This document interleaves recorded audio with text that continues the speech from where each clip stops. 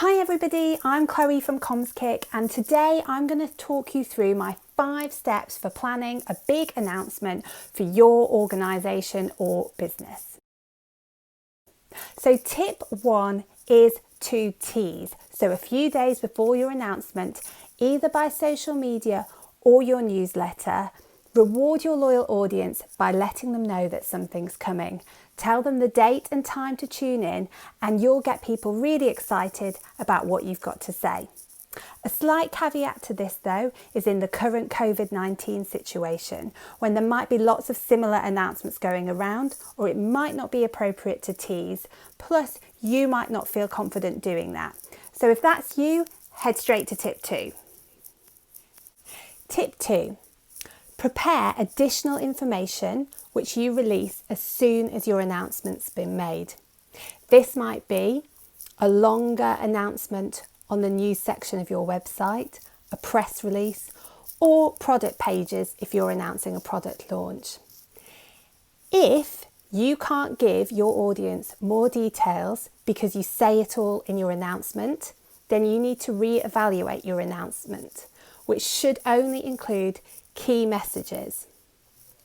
Therefore, if you don't have additional information, you've not made your announcement succinct enough. Tip 3. Test both your announcement and the additional information in advance with your target market. Of course, if this is big news you want to keep under the radar, make sure these are people you really trust. But equally, make sure they're people that are like the audience you're trying to target. And another tip for you here is to ask them when they respond to respond with at least one question. That way you avoid people just being really nice and saying it's all great.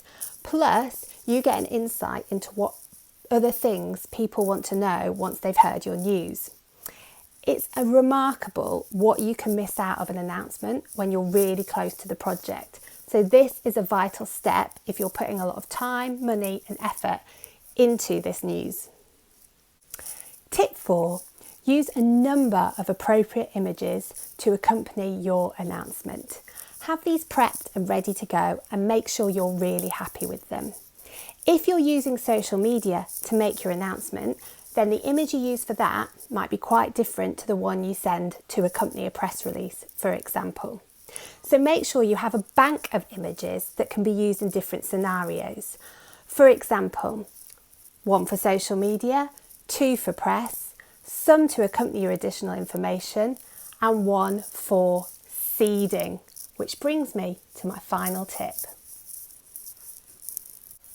So seeding, what do I mean by this? Basically, who are the people you can get on your team to help you spread your news further and wider? These might be other organisations within your sector, other people in your sector, or others who just work with the same groups or target market as you do.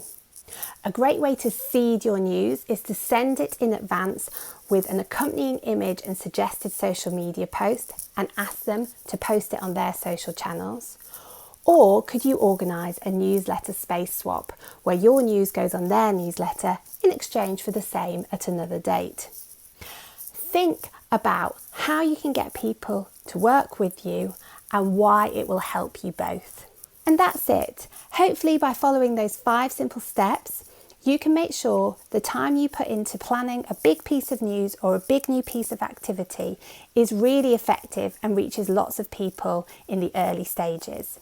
If you want help with PR or a digital campaign around a new announcement, then contact me on hello@commskick.com. I also offer 2-hour Zoom consultations.